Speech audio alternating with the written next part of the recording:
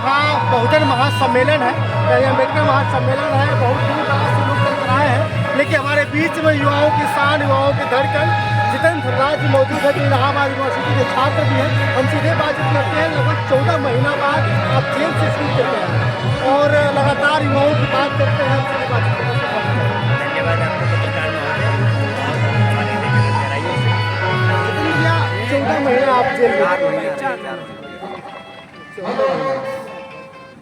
4 हैं और 4 महीना जेल के बाद फिर से आप युवाओं की बात कर रहे हैं। डर नहीं लग रहा है कि हो सकता है फिर से हमको बंद कर दिया जाए? नहीं, देखिए हम लोग एक बात कहते हैं कि ये जेल की जो दीवारें हैं युवाओं को कैद नहीं कर सकते।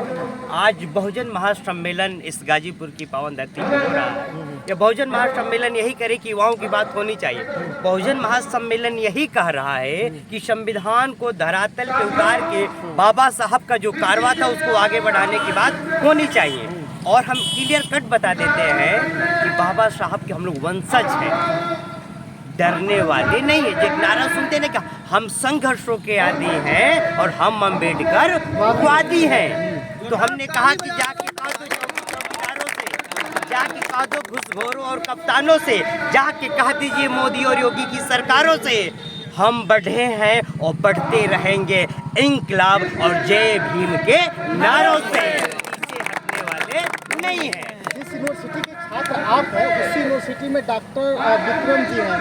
उनके साथ कहीं न कहीं भेदभाव सरकार ने उनके साथ गलत किया, लेकिन दिल्ली यूनिवर्सिटी का नाम जानते, दिल्ली यूनिवर्सिटी के डॉक्टर लक्ष्मण यादव को नौकरी से निकाल दिया सिर्फ और सिर्फ बाबा साहब के मिशन को बताने के लिए। बिल्कुल, ये जो सरकार है ये संविधान विरोधी सरकार है। ये जो सरकार वर्तमान में ये बहुजन विरोधी सरकार है।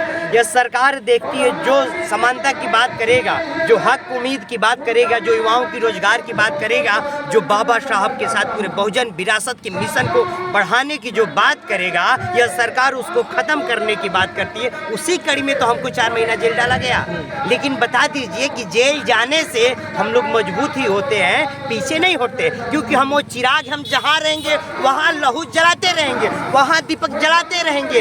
हम लोग नैनी सेंट्रल जेल में भी थे तो वहाँ मिशन की बात होती थी। अपने बहुजन समाज के लोगों से मैं कहता था कि जेल गलत काम करके मत आइए। उनको समझाया जाता था कि किसी बहकावे में फंस के जेल मत आइए। वहाँ पे भी जय भीम होके कहते थे। लोग जेलर से लेकर अधिकतर लाइन आर्डर उनका डिस्टर्ब था कि कब जितेंद्र धनराज जेल से निकले, क्योंकि वहाँ भी रोजगार और हक की और रोटी की बात होती थी कि पानी जैसा दाल क्यों दे रहे हो। ये सरकार 200 रुपया खर्च करती है एक कैदी पे, लेकिन तुम पानी जैसा दाल दे रहे हो, चावल वही एकदम 10 रुपया सड़ा वाला दे रहे हो, रोटी कच्चा दे रहे हो। कहाँ जा रहा है? सबसे ज़्यादा कहीं भ्रष्टाचार है तो जेल में है, और जेल में भी भ्रष्टाचार के खिलाफ आवाज़ उठाने का काम हम लोग किए हैं साहब।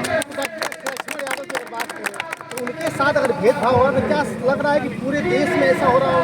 बिल्कुल सबके साथ हो रहा है, जो बोलता है उसके साथ। अभी इलाहाबाद विश्वविद्यालय के प्रोफेसर, हमारे क्रांतिकारी साथी क्रांतिकारी प्रोफेसर विक्रम हरिजन के साथ हुआ। जो उन पे हमला बोलेगा ना उसको खत्म करेंगे। आप भी उन पे ज़्यादा हमला, जब उनको लगेगा कि आप मोदी को हटा रहे हैं, योगी को हटा रहे हैं, तो आपको भी निष्कासन नहीं लगा। आपने देखा कई पत्रकारों को करे दिए। ये तो सरकार उनका भैया अब 4 स्तंभ जो कहा जाए, राज्यसभा, विधानसभा, लोकसभा, और चौथा जो आप लोग का पत्रकारिता को भी बिक चुके हैं। तभी तो भारत की स्थिति है, लोकतंत्र खत्म है। जो कहा जाता जनता के द्वारा जनता के लिए चुनी गई सरकारों कहाँ है? सिर्फ अडानी और अंबानी की सरकार है, गरीबों की नहीं है साहब। चलिए, हमारे साथ मौजूद है जितेंद्र धनराज जी, बहुत बहुत धन्यवाद आपका, शुक्रिया सर। बहुत बहुत धन्यवाद। बस हम बस यही कहेंगे कि हम लड़ेंगे, हम पढ़ेंगे, हम आगे बढ़ेंगे और बाबा साहब की संविधान को धरातल पर उतारेंगे। जय भीम, जिंदाबाद।